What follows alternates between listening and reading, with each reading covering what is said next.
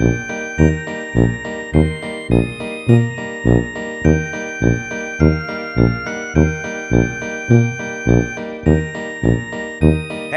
welcome to the Explainer. Today we're going to break down the fundamental particles that make up, well, everything around us, getting right back to the basics of chemistry.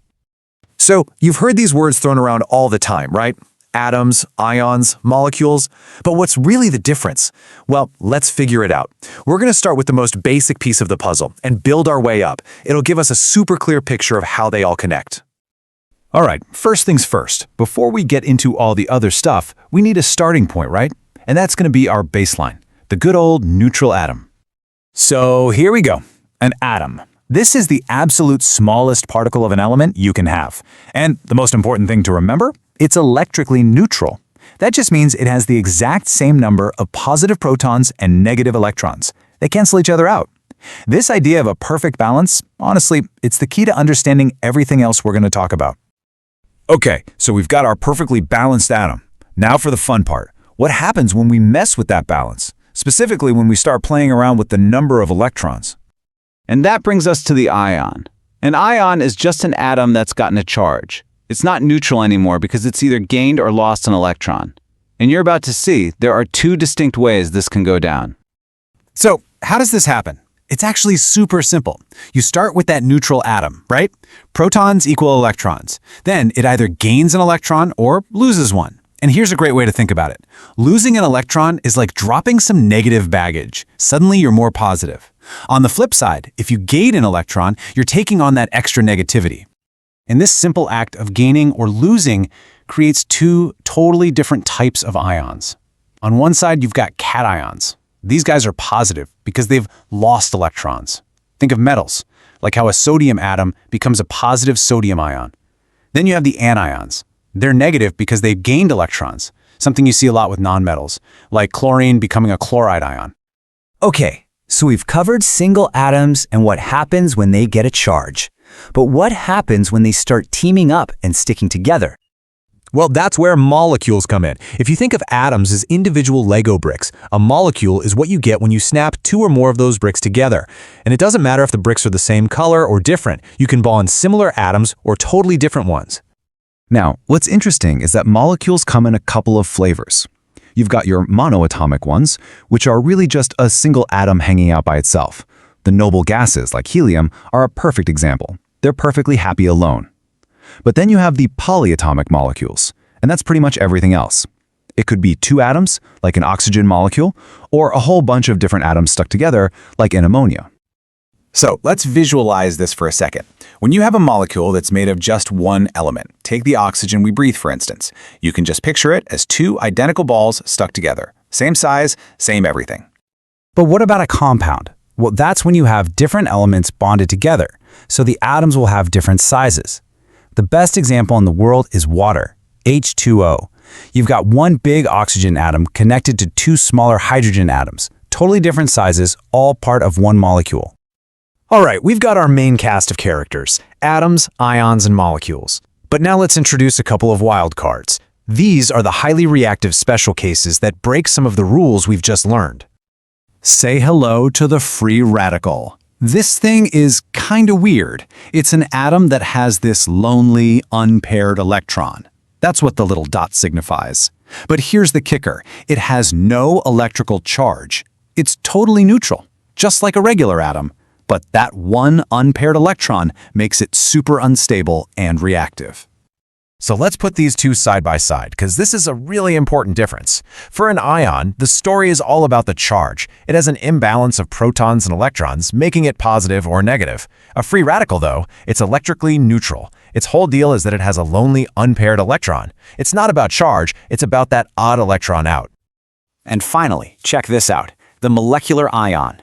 This is basically a mashup of the last two things we talked about.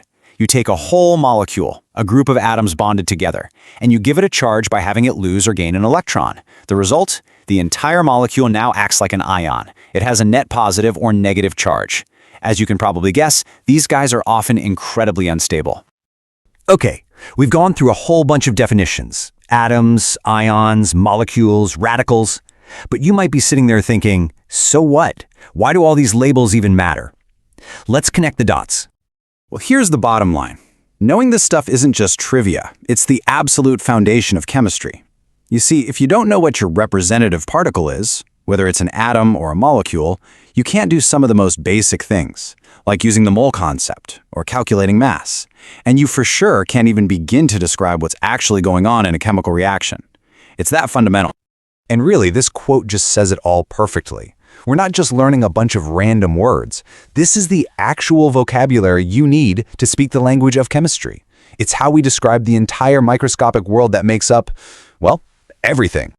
So now that you know the players, the atoms, the ions, the molecules, the real fun begins. Because now you can start to understand the incredible stories they tell when they interact.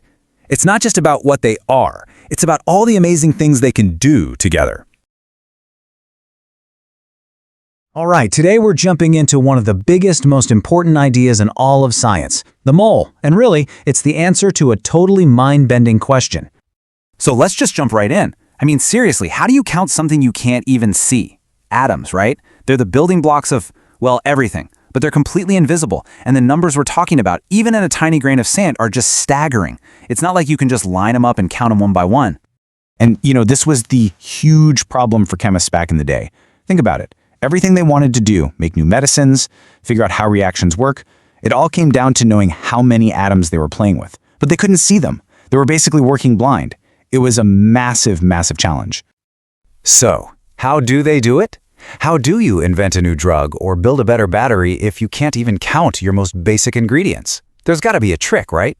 Oh, you bet there is. And it's an incredibly clever one. And here it is. The secret is, you don't count them at all. You weigh them. Now, I know that sounds like a total paradox, but it is the absolute foundation of all of chemistry. They found a way to count by weighing. And today, we're going to unpack exactly how they pull off this amazing bit of scientific magic. All right, so here's how we're going to break it all down. We'll start with the counting trick you use every day. Then we'll meet chemistry's magic number, see how it connects counting to weighing, and finally wrap up with why this whole thing matters so much. Okay, first up, let's start with something super familiar, because believe it or not, the basic idea behind the mole is something you already use constantly. I mean, think about it. You don't go to the store and ask for 12 eggs, right? You ask for a dozen. You don't ask for 500 sheets of paper, you ask for a ream. We use these words pair, dozen, ream all the time. They're just convenient little packages for a specific number of things. It just makes life easier. And that's the whole point, right? We group lots of items into one handy, standard unit to make them easier to deal with. And that is precisely what chemists needed, a standardized package, but for a truly mind-boggling number of atoms. All right, so let's get to the main event. It's time to meet chemistry's supersized dozen. It's called the mole. So what exactly is a mole? Well, it's just that, a standard unit for counting really, really small things like atoms and molecules. And just like a dozen is always 12, a mole is always one specific number. The only difference is that number is, a little bit bigger. Okay, a little bit bigger might have been the understatement of the century. We're talking about 6.022 times 10 to the 23rd. That is a 6 followed by 23 zeros. It's a number so ridiculously huge it's almost impossible to wrap your head around. And that is the chemist's dozen. Yeah, this number is so important, it actually has a name, Avogadro's number. You can think of it like a fundamental constant of the universe, at least for chemists. It doesn't matter what you have, carbon, water, salt, if you have 1 mole of it, you have exactly that many particles, period. And this is where you can really see how useful it is. If you have 1 mole of pure carbon, you have Avogadro's number of carbon atoms. If you have 1 mole of water, you have that same number of water molecules. See? The number of things in the box is always the same. You're just changing what's in the box. Okay, so we've established that a mole is just a crazy huge number. Big deal, right? Well, that's only half the story. The real genius of the mole isn't the number itself, it's how that number creates a magical link between the abstract idea of counting atoms and something you can actually do in a lab, weighing stuff. And this really is the million-dollar question. I mean, out of all the numbers in the universe, why that one? Why 6.022 times 10 to the 23rd? Was it just random? A lucky guess? Nope. Not even close. It was chosen with pure, absolute genius. And here's the secret. That huge number wasn't pulled out of thin air. It was specifically picked because it creates this beautiful, perfect connection to the periodic table. See, the mass of one single atom is measured in something called atomic mass units, or AMU, which is an absurdly tiny unit of weight. Avogadro's number is the magic number that makes it so the mass of one atom in AMU is numerically identical to the mass of 1 mole of those atoms in gram. This is the aha moment. Just look at the chart. One single carbon atom has a mass of 12 AMU. A whole mole of carbon atoms? It weighs exactly 12 times grams. Same for water. One molecule is 18 AMU. A mole of water is 18 grams. The number stays the same. All that changes is the unit, from the impossibly tiny AMU to the very real and weighable gram. That's the trick. It connects the micro world to our macro world. So this is literally how chemists work every single day. They don't need some super expensive atom counting machine. All they need is a periodic table and a scale.